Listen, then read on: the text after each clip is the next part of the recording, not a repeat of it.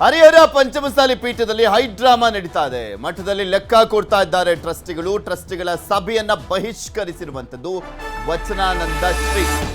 ಹರಿಹರ ಪಂಚಮಸಾಲಿ ಪೀಠದಲ್ಲಿ high drama ಚಾಟನೆ ಮಾಡಲಾಗಿತ್ತು. ವಚನಾನಂದ ಶ್ರೀಗಳನ್ನ ಮಠದಲ್ಲಿ ಲೆಕ್ಕ ಕೊಡ್ತಾ ಇದ್ದಾರೆ ಟ್ರಸ್ಟಿಗಳು. ಲೆಕ್ಕ ಕೊಡ್ತಾ ಇದ್ದಾರೆ, ಟ್ರಸ್ಟಿಗಳ ಸಭೆಯನ್ನ ಬಹಿಷ್ಕರಿಸಿರುವಂತದ್ದು ವಚನಾನಂದ ಶ್ರೀ. ಅವರು ಹೇಳಿದ್ರು ಅವ್ರು ದುಡ್ಡು ಹೊಡೆದಿದ್ದಾರೆ ಅದು ಇದು ಅಂತ. ಈಗ ಲೆಕ್ಕ ಕೊಡ್ತಾ ಇದ್ದಾರೆ, ಅದು ಉಲ್ಟಾ ಬಹಿಷ್ಕಾರ ಅಂತ. ಪ್ರಧಾನ ಧರ್ಮದರ್ಶಿ ಉಮಾಪತಿ ನೇತೃತ್ವದಲ್ಲಿ ಕಾರ್ಯಕ್ರಮ ನಡೀತಾ ಇದೆ. ವಚನಾನಂದ ಶ್ರೀ ಲೆಕ್ಕ ಕೊಡಿ ಚಳುವಳಿ ಸಮಿತಿ ಬಹಿಷ್ಕಾರ. ಉಮಾಪತಿ ಕಳ್ಳ ಕಳ್ಳ ಅಂತ ಕೂಗಿರುವಂಥದ್ದು ಶ್ರೀಗಳ ಪರವಾಗಿರುವಂತ ಭಕ್ತರು. ಸ್ವಾಮೀಜಿ ಮಠ ಬಿಡಲ್ಲ ಅಂತ ಕೂಗಿದ್ದಾರೆ ವಚನಾನಂದ ಶ್ರೀ ಪರವಾಗಿರುವಂತ ಭಕ್ತರು.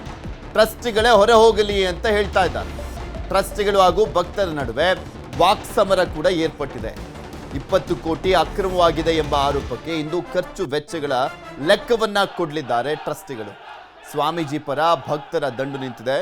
ಲೆಕ್ಕ ಕೇಳಿದವರು ಹಾಗೂ ಲೆಕ್ಕ ಕೊಡುವವರು ಒಂದೇ ಕಡೆ ಸೇರಿದ್ದಾರೆ.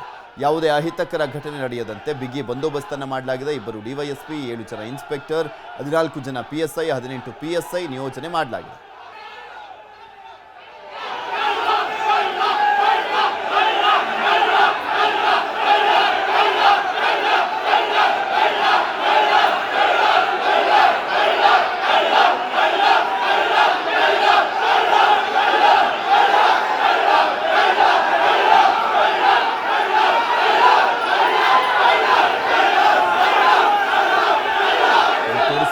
ದೃಶ್ಯಾವಳಿಗಳಲ್ಲಿ ಒಂದು ಸಮುದಾಯ, ಅದರಲ್ಲಿರುವಂಥ ಒಳಜಗಳ, ಕಚ್ಚಾಟ, ಒಬ್ಬೊಬ್ಬರ ನಡುವೆ ಯಾರಿಗೂ ಕೂಡ ಒಂದು ಲೆಕ್ಕ ಕೊಡುವಂಥ ವಿಚಾರಕ್ಕೆ ಸಂಬಂಧಪಟ್ಟಂತೆನೂ ಕೂಡ ಕೇಳಿಸ್ಕೊಳ್ಳುವಂಥ ಮನೋಭಾವ ಕೂಡ ಇಲ್ಲ. ಏನಾಗಿದೆ ಏನು ಎತ್ತ ಅಂತ. ಅಲ್ಲಿ ಅಕ್ರಮ ಆಗಿದೆ ಅನ್ನೋ ಕಾರಣಕ್ಕೋಸ್ಕರ ಏನೇನೋ ಹೈಡ್ರಾಮಾಗಳಾಗಿದ್ವು. ಈಗ ಲೆಕ್ಕ ಕೊಡಕ್ಕೆ ಹೋದ್ರು ಕೂಡ ಹೈಡ್ರಾಮಾ. ತಮಗೆ ಬೇಕಾದಂತೆ ಲೆಕ್ಕ ಕೊಟ್ರೆ ಅದನ್ನ ಒಪ್ಪಲ್ಲ, ತಮಗೆ ಬೇಕಾದಂತೆ ಲೆಕ್ಕ ಕೊಟ್ರೆ ಅದನ್ನು ಒಪ್ಪಲ್ಲ ಅಂತ. ನಮಗೆ ಕೃಷ್ಣನ ಲೆಕ್ಕ ಬೇಡ, ರಾಮನ ಲೆಕ್ಕ ಬೇಕು ಅಂತ ಹೇಳ್ತಾ ಇದ್ದಾರೆ. ಹರಿಹರ ಪೀಠದಲ್ಲಿ ವಚನಾನಂದ ಸ್ವಾಮೀಜಿ ಹೇಳಿಕೆ. ಅವ್ರಿಗೆ ಬೇಕಾದಂಗೆ ಲೆಕ್ಕ ಕೊಟ್ರೆ ನಾವು ಒಪ್ಪಲ್ಲ ಅಂತ ಹೇಳ್ತಾ ಇದ್ದಾರೆ. ವಚನಾನಂದ ಶ್ರೀಗಳಿಗೆ ಬೇಕಾದ ರೀತಿಯಲ್ಲಿ ಹಾಗಾದ್ರೆ ಲೆಕ್ಕ ಕೊಡಬೇಕಾ? ಅಲ್ಲಿ ಏನಾಗಿದೆ ಅನ್ನುವಂಥದ್ದಾದ್ರೂ ಕ್ಲಾರಿಟಿ ಸಿಗ್ಬೇಕಲ್ಲ. ಆ ಕ್ಲಾರಿಟಿನೇ ಇಲ್ಲ ಇಲ್ಲಿ. ಬೆಣ್ಣೆ ತಿಂದು ಬೇರೆಯವರ ಮೂತಿಗೆ ಒರೆಸಬಾರ್ದು. ತಪ್ಪು ಲೆಕ್ಕವನ್ನ ಒಪ್ಪೋದಿಲ್ಲ, ಪಾರದರ್ಶಕ ಲೆಕ್ಕ ಬೇಕು. ನಮ್ಮ ಭಕ್ತರು ಸೈನಿಕರಂತೆ ನಮ್ಮನ್ನ ಕಾಯ್ಲಿಕ್ಕೆ ಬರ್ತಾ ಇದ್ದಾರೆ ಅಂತ ಹೇಳಿದ್ದಾರೆ. ನಮ್ಮ ಭಕ್ತರು ನಮ್ಮನ್ನ ಸೈನಿಕರಂತೆ ಕಾಯ್ಲಿಕ್ಕೆ ಬರ್ತಾ ಇದ್ದಾರೆ ಅಂತ.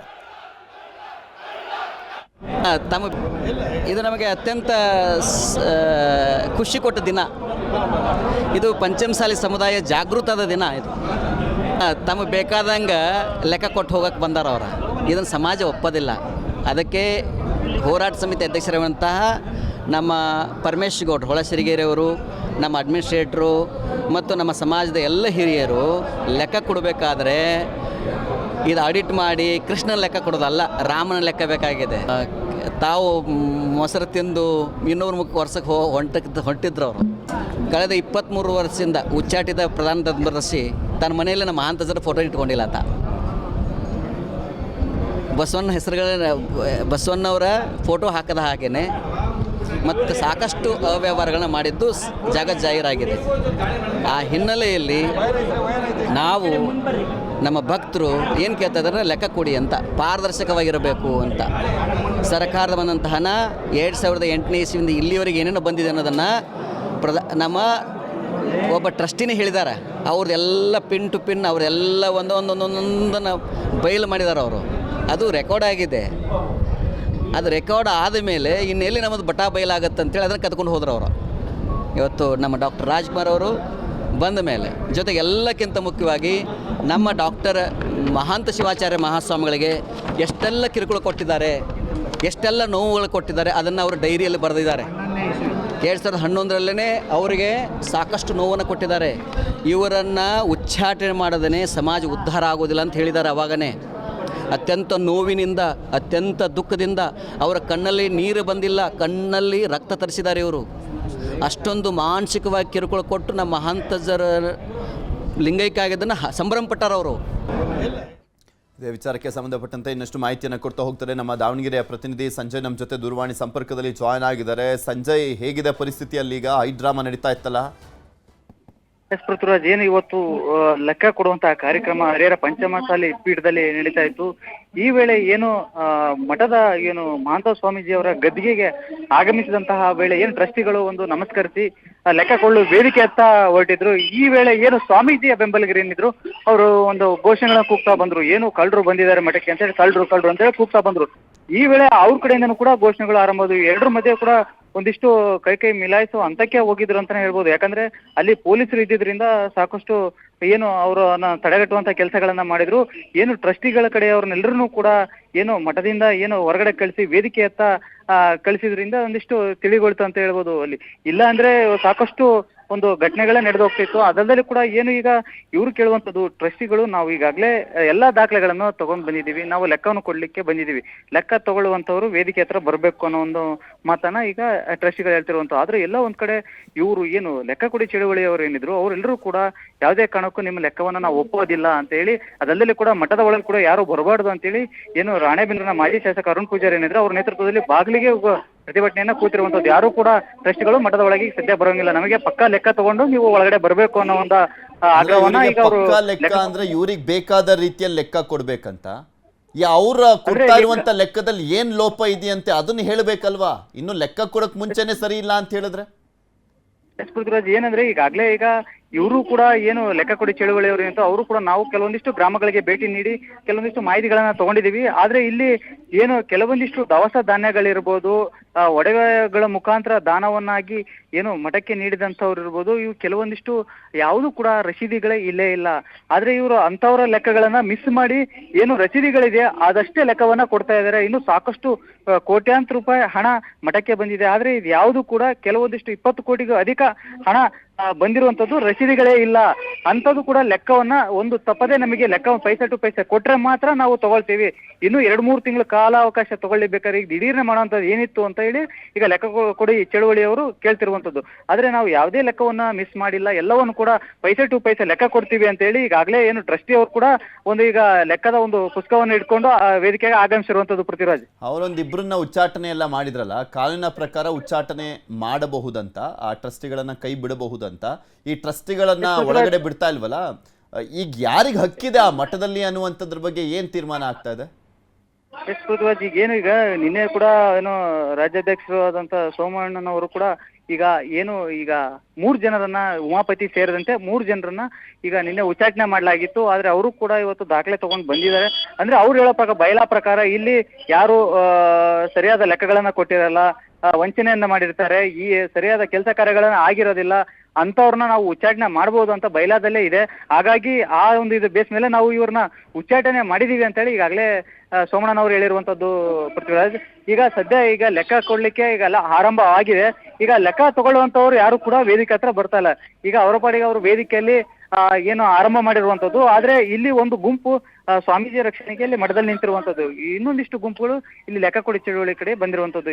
ಈಗ ಎರಡೂ ಕೂಡ ಸಾಕಷ್ಟು ವಿಕೋಪಕ್ಕೆ ತೆರಳುವಂತ ಒಂದು ಸ್ಥಿತಿ ಇರೋದ್ರಿಂದ ಈಗಾಗಲೇ ಪೊಲೀಸರು ಕೂಡ ಸಾಕಷ್ಟು ಸಂಖ್ಯೆಯಲ್ಲಿ ಜಮಾವಣೆಯಾಗಿ ಮಠದ ಬಳಿ ಕೂಡ ಇದ್ದಾರೆ. ಕೆಲವೊಂದಿಷ್ಟು ಜನ ವೇದಿಕೆ ಬಳಿ ಇದ್ದಾರೆ. ಯಾಕಂದ್ರೆ ಯಾವ ಕ್ಷಣದಲ್ಲಿ ಬೇಕಾದ್ರೂ ಯಾವ ರೀತಿ ಬೇಕಾದ್ರೂ ಈ ತಿರುವು ಪಡ್ಕೋಬಹುದು. ಹಾಗಾಗಿ ಈ ಎಲ್ಲಾ ರೀತಿಯ ಸಿದ್ಧತೆಗಳನ್ನು ಪೊಲೀಸರು ಕೂಡ ಮಾಡ್ಕೊಂಡಿರುವಂತದ್ದು. ಈಗ ಟ್ರಸ್ಟಿಗಳೆಲ್ಲ ಎಲ್ಲಿದ್ದಾರೆ? ಟ್ರಸ್ಟಿಗಳೆಲ್ಲ ಕೂಡ ಈಗ ಸದ್ಯಕ್ಕೆ ವೇದಿಕೆ ಮೇಲೆ ಆಗಮಿಸಿ ಈಗ ಅವರು ಏನು ಲೆಕ್ಕ ಕೊಡ ಚಳವಳಿಗೆ ಆರಂಭ ಮಾಡಿರುವಂತದ್ದು. ಈಗ ಸದ್ಯಕ್ಕೆ ಎಲ್ಲರೂ ಕೂಡ ಏನು ಅವರ ಲೆಕ್ಕ ಕೂಡ ಬಂದಿದಾರ ಜನ, ಅವರು ಕೂಡ ಕರ್ಕೊಂಡ್ ಬಂದಿದಾರ ಜನನ, ಇವ್ರು ಕರ್ಕೊಂಡ್ ಅವರು ಈಗ ಲೆಕ್ಕ ಏನು ಟ್ರಸ್ಟಿ ಅವರು ಕೂಡ ಒಂದಿಷ್ಟು ಜನಗಳು ಬಂದಿದ್ದಾರೆ. ಆದ್ರೆ ಬೆರಳೆಣಿಕೆಯಷ್ಟು ಜನಗಳು ಈಗ ಟ್ರಸ್ಟಿ ಅವ್ರ ಕಡೆ ಬಂದಿರೋದ್ರಿಂದ ಅವರು ಸ್ವಲ್ಪ ಇಲ್ಲಿ ಕೂತು ಎಲ್ಲ ಹಿರಿಯರಾಗಿದ್ದಾರೆ. ಇನ್ನು ಯುವಕರು ಎಲ್ಲರೂ ಕೂಡ ಸ್ವಾಮೀಜಿ ಪರವಾಗಿರುವಂತದ್ದು, ಎಲ್ಲರೂ ಕೂಡ ಸ್ವಾಮೀಜಿಯ ಬೆನ್ನಿಗೆ ನಿಂತಿರುವಂತದ್ದು, ಎಲ್ಲರೂ ಕೂಡ ಮಠದ ಒಳಗಡೆ ಸ್ವಾಮೀಜಿಯನ್ನೇ ಕಾಯ್ತಾ ಇದ್ದಾರೆ. ಯಾಕಂದ್ರೆ ಇವ್ರಿಗೆ ಆಗ್ಲೇ ಸ್ವಾಮೀಜಿ ಅಲ್ಲೊಂದು ವೇದಿಕೆ ಕಾಣಿಸ್ತಾ ಇತ್ತಲ್ಲ ಸಂಜಯ್, 2008ರಿಂದ 2026 ಲೆಕ್ಕ ಅಂತ ಅದೊಂದು ವೇದಿಕೆ ಮೇಲೆ ತುಂಬಾ ಜನ ನಿಂತಿದ್ರಲ್ಲ, ಅವರು ಟ್ರಸ್ಟಿಗಳ ಅವ್ರು ಲೆಕ್ಕ ಕೊಡ್ತಾ ಇರುವಂತಲ್ಲ ಪೃಥ್ವಿರಾಜ್. ಈಗ ವೇದಿಕೆ ಮೇಲೆ ಇರ್ತಕ್ಕಂಥವ್ರು ಎಲ್ಲರೂ ಕೂಡ ಟ್ರಸ್ಟಿ ಅವರೇ. ಏನು ಅವರು ಈಗ ಲೆಕ್ಕ ಕೊಡ್ಲಿಕ್ಕೆ ಆರಂಭ ಮಾಡಿದ್ದಾರೆ. ಆದ್ರೆ ಯಾಕೆಂದ್ರೆ ಈಗ ಸ್ವಾಮೀಜಿಗಳನ್ನ ಒಂದ್ ಕಡೆ ಇವರು ಏನು ಚಳುವಳಿ ಲೆಕ್ಕ ಕೊಡಿ ಚಳುವಳಿ ಏನಿತ್ತಲ್ಲ ಅವರೆಲ್ಲರೂ ಕೂಡ ಸ್ವಾಮೀಜಿಯನ್ನ ಕಾಯ್ತಿದ್ದಾರೆ. ಯಾಕಂದ್ರೆ ಈ ಹಿಂದೆ ಕಳೆದ ಒಂದು ವಾರ ಪತ್ರಿಕಾಗೋಷ್ಠಿಯಿಂದ ಮಾಡಿ HS ನಾಗರಾಜ್ ಅವರು ಏನು ಅವರಿಗೆ ಮೊನ್ನೆ ಗುರುವಾರದವರೆಗೂ ಮಾತ್ರ ಒಂದು ಗಡುವನ್ನ ಕೊಡ್ತೀವಿ, ಅವರಾಗಿ ಗೌರವಯುತವಾಗಿ ಮಠವನ್ನ ಖಾಲಿ ಮಾಡಬೇಕು, ನಾವು ಗೌರವ ಕೊಟ್ಟು ಕಳಿಸ್ತೀವಿ, ಇಲ್ಲ ಅಂದ್ರೆ ನಾವು ಲೆಕ್ಕ ಕೊಡೋಕೆ ಬಂದಂತ ಸಂದರ್ಭದಲ್ಲಿ ನಾವಾಗೆ ಹೊರ ಹಾಕುವಂತ ಕೆಲಸವನ್ನ ಮಾಡ್ತೀವಿ ಅಂತ ಹೇಳಿದ್ರು. ಹಾಗಾಗಿ ಈಗ ಸಾಕಷ್ಟು ಜನ ಭಕ್ತರು ಕೂಡ ಏನು ಸ್ವಾಮೀಜಿಗೆ ಬೆನ್ನಿಗೆ ನಿಂತು ಅವರನ್ನ ಎಲ್ಲೂ ಅವರಾಗ ಯಾರು ಕೂಡ ಅವರ ಬಳಿ ಹೋಗದಂತೆ, ಟ್ರಸ್ಟಿ ಅವರಾಗಿರ್ಬೋದು ಅವ್ರ ಕಡೆಯವರಾಗಿರ್ಬೋದು ಯಾರು ಕೂಡ ಅವರ ಬಳಿ ಹೋಗದಂತೆ ಸುತ್ತುವರೆದು ಈಗ ಸದ್ಯ ಮಠದಲ್ಲೇ ಸ್ವಾಮೀಜಿಯನ್ನ ಕಾಯ್ತಾ ಇರುವಂತದ್ದು ಪೃಥ್ವಿರಾಜ್. ಓಕೆ, ಈಗ ಹಂಗಾದ್ರೆ ಇನ್ನು ಮಠದ ಒಳಗಡೆನೆ ಆ ಕಡೆ ಒಂದು ಗುಂಪು ಈ ಕಡೆ ಒಂದು ಗುಂಪು ಇದೆ ಅಲ್ಲಿ. ಎಸ್ ಪೃಥ್ವಿರಾಜ್, ಏನು ಮಠದ ಹೊರ ಆವರಣದಲ್ಲಿ ಇದೆ ಲೆಕ್ಕ ಕೊಡಿ ಸಮಿತಿಯವರು, ಟ್ರಸ್ಟಿ ಅವರು ಈಗ ಏನು ಈಗ ಮಠದ ಹೊರಾಂಗಣ ಆವರಣದಲ್ಲಿದ್ದಾರೆ. ಏನು ಮಠದ ಒಳಾಂಗಣದಲ್ಲಿ ಏನಿದ್ದಾರೆ ಅಲ್ಲಿ ಸ್ವಾಮೀಜಿ ಪರವಾಗಿರ್ತಕ್ಕಂಥ ಭಕ್ತರುಗಳು ಎಲ್ಲರೂ ಕೂಡ ಮಠದ ಒಳಗಡೆ ಇರುವಂತದ್ದು ಪೃಥ್ವಿರಾಜ್. ಓಕೆ, ಧನ್ಯವಾದ ಸಂಜಯ್ ನಿಮ್ಮೆಲ್ಲ ಮಾಹಿತಿಗಾಗಿ. ನಮ್ಮ ಜೊತೆ ಪರಮೇಶ್ ಗೌಡ್ರು ದೂರವಾಣಿ ಸಂಪರ್ಕದಲ್ಲಿದ್ದಾರೆ. ನಮಸ್ಕಾರ ಪರಮೇಶ್ ಗೌಡ್ರೆ. ಸರ್ ನಮಸ್ತೆ ಸರ್. ಏನಾಗ್ತಿದೆ ಸರ್ ಮಠದಲ್ಲಿ? ಹೈ ಡ್ರಾಮಾಗಳ ಮೇಲೆ ಡ್ರಾಮಾಗಳು ನಡೀತಾ ಇದೆಯಲ್ಲ? ಏನಿಲ್ಲ ಸರ್, ನಾವು ಟ್ರಸ್ಟಿಗಳನ್ನ ಈಗ 18 ವರ್ಷದಿಂದ ಸರಿಯಾದ ರೀತಿಯಾಗಿ ಅವ್ರು ಮಾಡ್ಕೊಂಡು ಹೋಗ್ತಾರೆ ಅನ್ನೋ ವಿಶ್ವಾಸದ ಮೇಲೆ ಇದುವರೆಗೂ ಯಾರು ಭಕ್ತರು ಹೋಗಿ ಕೇಳಿರ್ಲಿಲ್ಲ. ಟ್ರಸ್ಟಿಗಳಲ್ಲಿ ಮತ್ತು ಇದು ನಿರಂತರವಾಗಿ ಒಳಗೆ ನಡೆದೇ ಇತ್ತು ಅಂತ ಇತ್ತೀಚೆಗೆ ಹೇಳ್ತಾ ಇದ್ದಾರೆ. ಅದ್ರ ಕುರಿತು ಪೂರ್ವದಲ್ಲಿ ಏನು ಸ್ಥಿರಪೀಠಾಧಿಪತಿಗಳಾದಂತ ಲಿಂಗೈಕ್ಯ ಮಹಾಂತ ಸ್ವಾಮಿಗಳು ಕೂಡ ಅವ್ರನ್ನ ಲೆಕ್ಕ ಕೇಳಿದಾಗ ಅವ್ರಿಗೂ ವ್ಯತ್ಯಾಸ ಬಂದು ಅಂದಿನಿಂದ ಇಂದಿನವರೆಗೂ ತಳ್ಕೊಂತ ಬಂದಿರುತ್ತೆ. ಈಗ ಯಾವಾಗ ಇದ್ರ ಹೋರಾಟ ತೀವ್ರ ಸ್ವರೂಪ ಪಡೆದ ನಂತರ ತರಾತುರಿಯಾಗಿ 2 ದಿವಸದಿಂದ ಲೆಕ್ಕ ಕೊಡ್ತೇವೆ ಅಂತ ಹೇಳಿ ಪತ್ರಿಕಾಗೋಷ್ಠಿ ಮುಖಾಂತರ ಘೋಷಣೆ ಮಾಡಿದ್ರು ಸರ್. ನಾವು ಲೆಕ್ಕ ತಗೋಣಕ್ಕೆ ನಾವು ರೆಡಿ ಅದ ಸರ್. ಬಟ್ ಭಕ್ತರು ರಾಜ್ಯಾದ್ಯಂತ ಭಕ್ತರು ದೇಣಿಗೆ ಕೊಟ್ಟಿದ್ದಾರೆ. ತಾಲೂಕುವಾರು ಒಂದು ಸಭೆ ಮಾಡಿ ಯಾರು ಭಕ್ತರು ಏನ್ ಕೊಟ್ಟಿದ್ದಾರೆ ಅನ್ನೋದು ನಮಗೆ ಸಂಗ್ರಹ ಮಾಡ್ಕೊಂಡ್ಬಂದು ಅವ್ರು ಏನ್ ಮಾಹಿತಿ ಕೊಡ್ತಾರ ನೋಡ್ಕೊಂಡು ಕುಂತು ಅದಕ್ಕೂ ತುಲನಾತ್ಮಕವಾಗಿ ಎಲ್ಲದನ್ನ ಲೆಕ್ಕ ನೋಡ್ಕೊಂಡು ಸರಿ ಇತ್ತು ಸರ್. ಪರಮೇಶ್ ಗೌಡ್ರೆ, ಅವ್ರ ಲೆಕ್ಕನೇ ಇನ್ನು ಕೊಟ್ಟಿಲ್ಲ, ಈಗ್ಲೇ ಅದು ಸರಿಯಲ್ಲ, ಕೃಷ್ಣನ್ ಲೆಕ್ಕ ರಾಮನ್ ಲೆಕ್ಕ ಕೊಡಿ ಅಂತ ಹೇಳೋದು ಎಷ್ಟು ಮಟ್ಟಿಗೆ ಸರಿ? ಅವ್ರು ಕೊಟ್ಟಾದ್ಮೇಲೆ ಅಲ್ವಾ ಯಾವ್ದು ತಪ್ಪು ಯಾವ್ದು ಸರಿ ಅಂತ ಹೇಳ್ಬೇಕಾಗಿರೋದು? ಹೌದು ಸರ್, ಸರಿ, ತಮ್ಮ ಪ್ರಶ್ನೆ ಕರೆಕ್ಟ್. ಬಟ್ ಧರ್ಮದರ್ಶಿ ಆದಂತ ಉಮಾಪತಿಯವರು ಈಗ 11ನೇ ತಾರೀಕು ಸಾಯಂಕಾಲ ಉಮಾಪತಿ ಮತ್ತು ಅವ್ರ ಜೊತೆಗೆ ಇನ್ನೊಂದಿಬ್ರು ಹಿರಿಯರು ಬಂದು ಅವರು ನಾವು ಒಟ್ಟಿಗೆ ಕೂತು ಮೌಖಿಕವಾಗಿ ಚರ್ಚೆ ಮಾಡಿ ಅವಾಗ ನೋಡಿದಾಗ ಅವರು ಬರೀ ಈ ಎವ್ರಿ ಇಯರ್ ಆಡಿಟ್ ಮಾಡಿಸಿರೋ ಲೆಕ್ಕ ಏನೈತಲ್ಸ ಆ ಲೆಕ್ಕ ಅಷ್ಟೇ ಹೇಳ್ತಾರೆ. ಭಕ್ತರಿಂದ ಬಂದಂತ ದವಸ ಧಾನ್ಯ, ಹಣಕಾಸು ಮತ್ತೆ ಈ ಇಟ್ಟಿಗೆ ನಾವು ಸಾಕಷ್ಟು ಇಟ್ಟಿಗೆ ಕೊಟ್ಟಿದ್ದಾರೆ, ಸಾವಿರಾರು ಲೋಡ್ ಮರಳು ಕೊಟ್ಟಿದ್ದಾರೆ. ರೈತರು ತಮ್ಮ ಜಮೀನಿನಲ್ಲಿದ್ದ ತೇಗದ ಮರಗಳನ್ನ ಮಠಕ್ಕೆ ಬಳಸ್ಕೊಳಕ್ ಕೊಟ್ಟಿದ್ದಾರೆ. ಅವು ಯಾವ ಅಲ್ಲಿ ಕಾಣ್ತಾ ಇಲ್ಲ, ಲೆಕ್ಕದಲ್ಲಿಯೂ ಇಲ್ಲ. ಮತ್ ನಾವು ಕೇಳಬೇಕಾದ ಅನಿವಾರ್ಯತೆ ಇತ್ತ ಕೇಳ್ತಾ ಇದ್ದೀವಿ. ಅಲ್ಲ, ಈಗ ಈ ಪ್ರಶ್ನೆಗಳೆಲ್ಲ ಈಗ ನೀವ್ ಎತ್ತುತ್ತಾ ಇದ್ದೀರಲ್ಲ, ನೀವು ವಚನಾನಂದ ಶ್ರೀಗಳ ಪರವಾಗಿದ್ದೀರಲ್ವಾ? ಇಲ್ಲ ಸರ್, ನಾವು ವಚನಾನಂದ ಶ್ರೀಗಳಂತ ಅಲ್ಲ ಸರ್, ಸ್ವಾಮೀಜಿಗಳನ್ನ ಪದೇ ಪದೇ ಏನು ಉಚ್ಚಾಟನೆ ಮಾಡೋ ಇವರು ಟ್ರಸ್ಟಿಗಳ ನೀತಿ ಏನೈತಲ್ಲ ಸರ್, ಆ ನೀತಿ ವಿರುದ್ಧವಾಗಿ ಅಲ್ಲ ಅಷ್ಟೇ ಸರ್. ಸ್ವಾಮಿಗಳು ತಪ್ಪು ಮಾಡಿದ್ರೆ ವಚನಾನಂದ ಶ್ರೀಗಳು ಪ್ರಶ್ನೆಯನ್ನ ಮಾಡ್ತಾ ಇದ್ರು, ಅವ್ರನ್ನೇ ಕೆಲವರನ್ನ ಉಚ್ಚಾಟನೆ ಮಾಡಿದೀವಿ ಅಂತಾನು ಕೂಡ ಹೇಳ್ತಾ ಇದ್ರು. ವಚನಾನಂದ ಶ್ರೀಗಳನ್ನ ಉಚ್ಚಾಟನೆ ಮಾಡುವವರೆಗೂ ಯಾಕೆ ಈ ಪ್ರಶ್ನೆಗಳು ಬಂದಿರಲಿಲ್ಲ ಅಂತ? ಅವ್ರನ್ನ ಉಚ್ಚಾಟನೆ ಮಾಡಿದ ಬಳಿಕನೇ ಯಾಕೆ ಬಂತು? ಮುಂಚೆನೆ ಇವ್ರು ಪ್ರಶ್ನೆ ಮಾಡ್ಬಿಟ್ಟಿದ್ರೆ ಅಲ್ಲೊಂದು ಹಂತಕ್ಕೆ ಸಾಲ್ವ್ ಆಗೋಗಿರೋದಲ್ಲ ಪ್ರಾಬ್ಲಮ್ ಸರ್. 11ನೇ ತಾರೀಕು ಧರ್ಮದರ್ಶಿ ಅವ್ರು ಬಂದಾಗ ಅವ್ರಿಗೆ ಮನವಿ ಮಾಡ್ಕೊಂಡು ಕೇಳಿದ್ರು ಸರ್, ನೋಡ್ರಿ ಪದೇ ಪದೇ ಸ್ವಾಮೀಜಿಗಳನ್ನ ಉಚ್ಚಾಟನೆ ಮಾಡುವಂತ ಕ್ರಮ ಸರಿಯಲ್ಲ, ಅದಕ್ಕೆ ದಯಮಾಡಿ ನಿಮಗೆ ಕಾಲಿಗೆ ಬಿದ್ದಿದ್ರು ನಾನು ಕೇಳ್ಕೊಂತೀನಿ, ಈ ಸಭೆನ ಮುಂದೂಡ್ರಿ. ಅಷ್ಟೊತ್ತಿಗೆ ಏನ್ ಮಾಡಿದ್ರು ಸರ್, ಅವರು ಮೀಟಿಂಗ್ ಕರೆದಿದ್ರು ಸರ್ ಟ್ರಸ್ಟಿಗಳ್ದ 13ನೇ ತಾರೀಕು. ನಾವು ಎಲ್ಲರೂ ಮಠದಲ್ಲಿ ಕೂತಿದ್ದೇವೆ. ಆ ಉಮಾಪತಿ ಧರ್ಮದರ್ಶಿ ಅಂಗಡಿಯವನ ಒಬ್ಬನ ಸೇವಕ ಬಂದು ಸ್ವಾಮೀಜಿಗಳ ಬಾಗಿಲಿಗೆ ನೋಟಿಸ್ ಅಂಟಿಸೋಕನ 13ನೇ ತಾರೀಕು ಮೀಟಿಂಗ್ ಐತಿ ಅಂತ. ಇಂಥ ಕ್ರಿಮಿನಲ್ ಆಕ್ಟಿವಿಟೀಸ್ ಅವ್ರು ಮಾಡಕತ್ತಿದ್ಮೇಲೆ ನಾವು ಇದರ ಹೋರಾಟ ತೀವ್ರ ಸ್ವರೂಪ ತಗೊಂಡು ಹೋದ್ವಿ ಸರ್. ಓಕೆ, ಧನ್ಯವಾದ ಪರಮೇಶ್ ಗೌಡ್ರೆ ನ್ಯೂಸ್ 18 ಜೊತೆ ಮಾತನಾಡಿದ್ದಕ್ಕೆ.